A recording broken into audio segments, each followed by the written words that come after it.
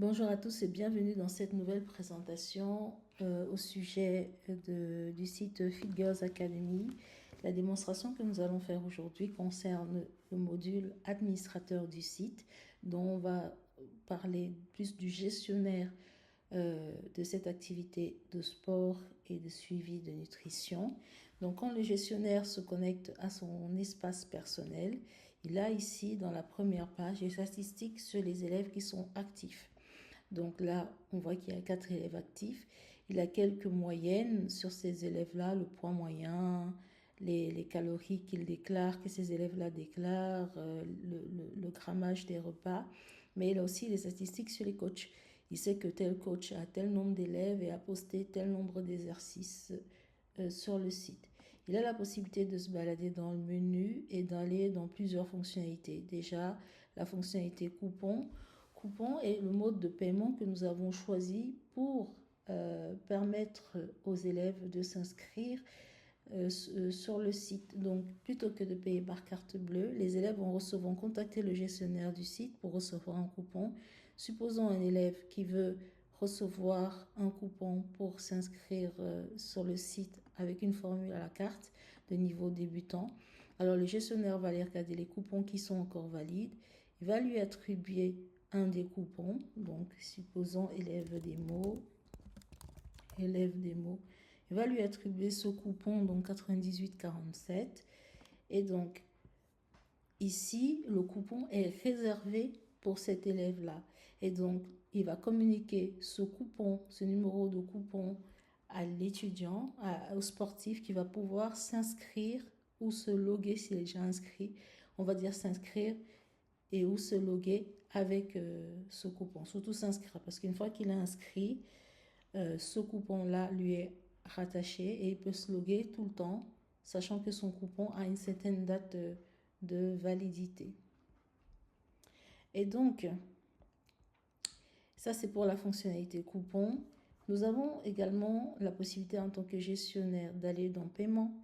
Paiement, ce sont les demandes de paiement de coach. Donc, un coach demande à être payé pour le mois, pour ses activités dans le mois.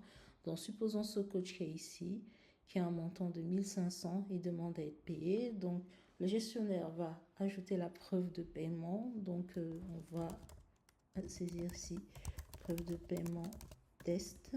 Ça peut être une référence de mandat, de virement. Et il va payer. Et donc là, dans les paiements apparaissent donc les paiements qui ont été effectués récemment. Donc là, on a le paiement du mois de décembre qui apparaît ici à la fin et les autres apparaissent, les paiements du mois de novembre apparaissent avant. Alors c'est important les paiements, pourquoi? Parce que dans le bilan c'est un peu le bilan commercial, le bilan financier de l'activité. Le gestionnaire a la possibilité de regarder quelles sont les ventes, c'est-à-dire que les adhésions qui ont été faites sur les différents forfaits par les étudiants, les adhésions dont les coupons sont encore valides dans le mois, voilà. Donc ça, ce sont les adhésions encore valides, qui n'ont pas encore expiré, qui sont listées dans le tableau numéro 1.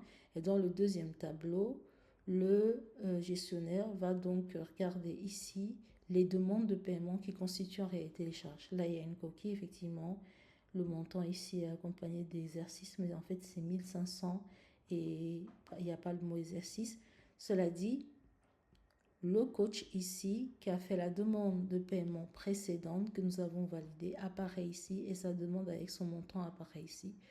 Donc, le gestionnaire sait quelles sont ses ventes, entre guillemets, et quelles sont ses charges du mois. Ensuite, nous avons la fonctionnalité coach.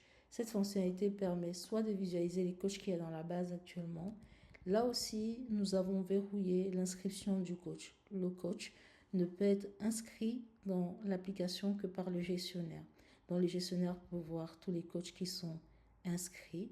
Il peut modifier les informations du coach. Donc, quand il clique sur modifier, il a accès à la modification des informations du coach qu'il a sélectionné. Il peut également créer un nouveau coach dans la base. Donc, il va rajouter un nouveau coach dans la base. Et quand il rajoute un nouveau coach, là aussi, on a un fonctionnement par coupon.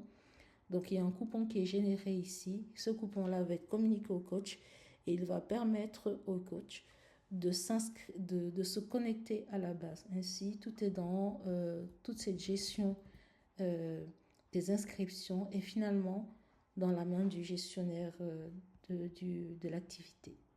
Et aussi la fonctionnalité sportive.